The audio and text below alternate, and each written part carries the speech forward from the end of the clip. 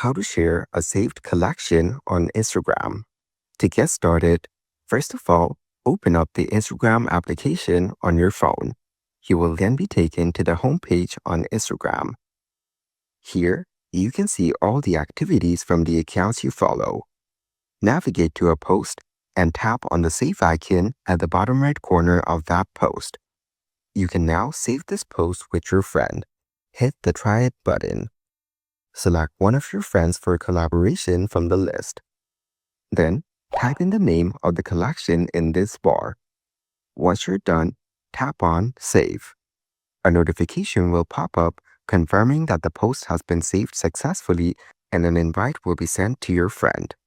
So, by following these easy steps, you can share a saved collection on Instagram. Thank you for watching. Please leave a like if this tutorial helped you, or leave a comment below if you have any questions related to the video.